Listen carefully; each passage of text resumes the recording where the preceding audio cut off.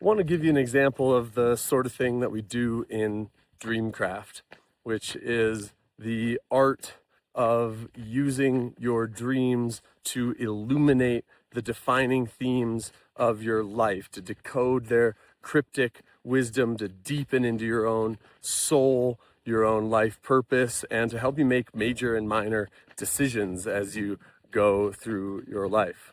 So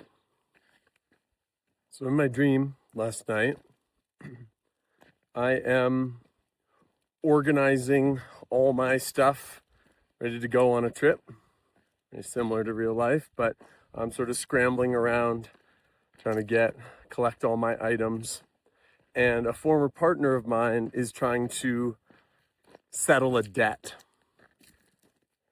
She sends a friend of hers to let me know that she wants to go through the spreadsheets, and she paid for this flight, and she thinks I owe her money.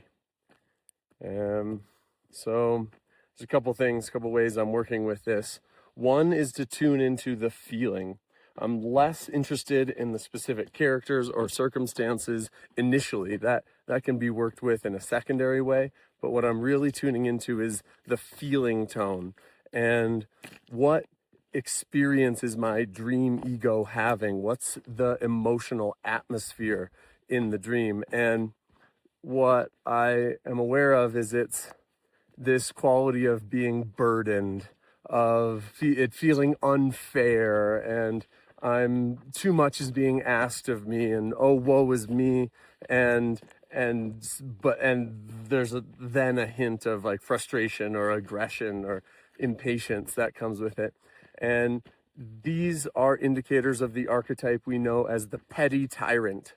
And so this is the leader, the one in charge with responsibility, who shirks that responsibility, who is abdicant from it, who hasn't taken care of the responsibility, and then is mad at and oppressive to the people attempting to hold him to that responsibility, or simply, request or receive what has been appropriately promised or is expected of the one in that role.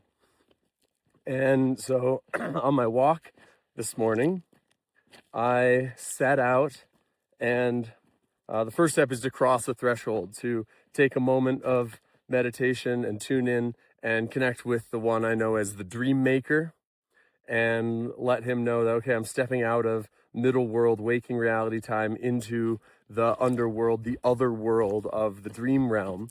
And so I spent the first 100 or 200 paces or whatever it was, walking as that burdened, petty tyrant, and moving as they move, and sort of reenacting my dream, and how I was sort of scrambling around and frustrated and annoyed and burdened and all this, and moving as that one, letting that one fully express itself. And there were noises that came, like, that sort of thing.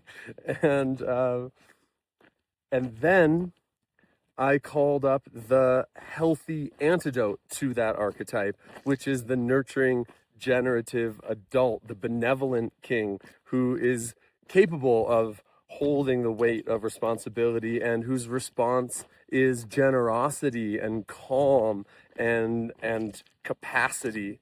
And so I've been walking as that one, and there's so much grace and peace that comes with it, and I can see I've got compassion for all the characters of my dream, all the aspects of my psyche expressing themselves in that story.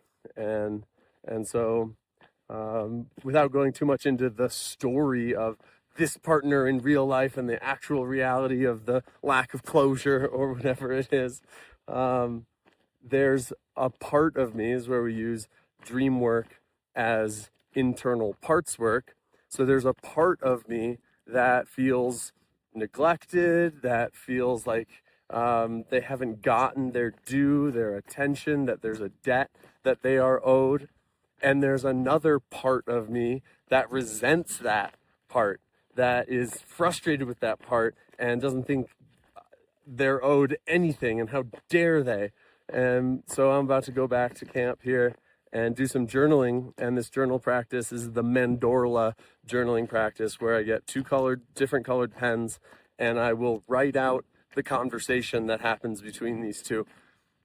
The goal is not to resolve it, but just to let them both be heard, and let my capital L, capital S self, that nurturing, generative adult, that benevolent king, be the mediator between them, and help to understand what unmet needs both characters have, what strategies they're using to get those needs met, and how those strategies are maybe not super effective, and then to see if we can find a healthy compromise, maybe, or maybe it's just a hearing, and everybody gets to feel heard, and a lot of times that's all we need, and you know, we can negotiate, but sometimes just to be seen and heard is sufficient. So that's a little example of Dreamcraft. We'll be starting Dreamcraft June 15th, an 8-week program, part of the membership program of Ecotone Academy, and we do stuff like that. So see you there.